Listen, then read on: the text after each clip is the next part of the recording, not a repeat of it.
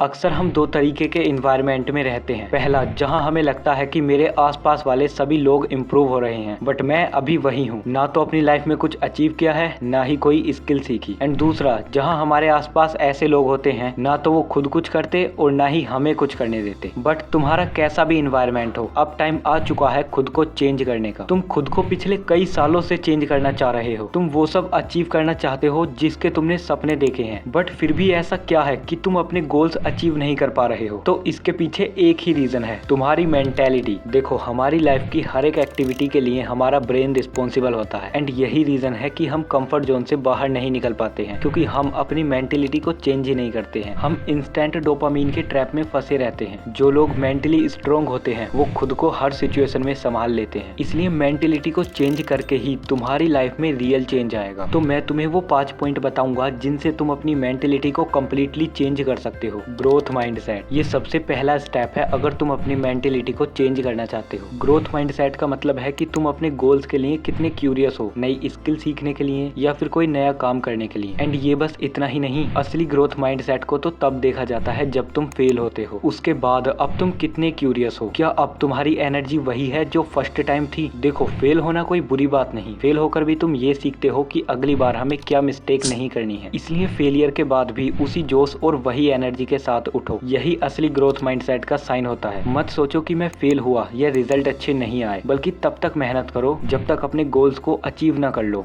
Take ownership, जरा सोचो, तुम अपने घर बैठे हो और तुम कह रहे हो कि अगर पीने को पानी मिल जाए तो मजा आ जाए, लेकिन ये घर तुम्हारा है, जाओ और जाकर पानी ले लो। तुम आसानी से पानी ले सकते हो। ठीक इसी तरह हमारी लाइफ में होता है। ये लाइफ तुम्हारी है, तुम यहाँ जो चाहो वो अचीव कर सकते, बट उसके लिए तुम्हें थोड़ी और ज्यादा मेहनत करनी पड़ेगी। एंड इसीलिए अपनी रिस्पॉन्सिबिलिटी लो और ब्लेम करना बंद करो।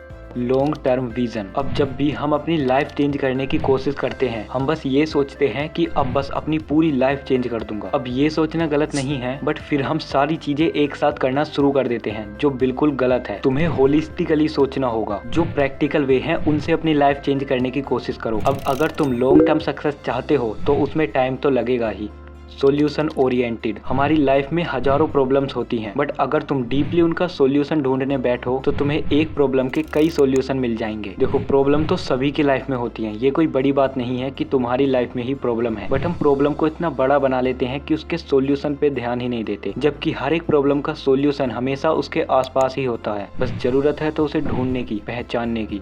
अबेंडेंस माइंडसेट, देखो ये बात तो गारंटीड है कि आज के टाइम पर अगर कोई किसी काम में 5 से 10 बार भी फेल हो गया तो वो उस काम को छोड़कर दूसरा काम शुरू कर देगा। बट तुमने थॉमस एडिसन के बारे में तो सुना होगा। हाँ, वही थॉमस एडिसन जिन्होंने बल्ब का इन्वेंशन किया था। जब वो ये एक्सपेरिमेंट कर रहे थे तो वो 1000 बार उस एक्सपेरिमेंट में फेल हुए एंड उसके बाद उनका एक एक्सपेरिमेंट सक्सेसफुल हुआ। अगर वो वहीं गिव अप कर देते तो शायद आज बल्ब का इन्वेंशन होता या नहीं होता, इसका तो कोई पता नहीं। लेकिन तुम्हें जो यहाँ से सीखना है वो है का माइंडसेट। उन्हें खुद पर यकीन था। 1000 फेल होने के बाद भी उन्होंने एक्सपेरिमेंट करना बंद नहीं किया और उसके बाद वो सक्सेसफुल हो गए। एंड जरा ऑनेस्टली कमेंट में बताना कि अगर तुम थॉमस एडिसन की जगह होते तो क्या इतनी बार फेल होने के बाद तुम एक्सपेरिमेंट बंद करते या नहीं। देखो, ये जो मैंने तुम्हें 5 पॉइंट बताए ये सुनने में तो हमें बहुत छोटे लगते हैं, बट एक बात याद रखो, अगर तुम्हारी मेंटेलिटी चेंज होगी तभी तुम्हारी लाइफ में रियल चेंज आएगा।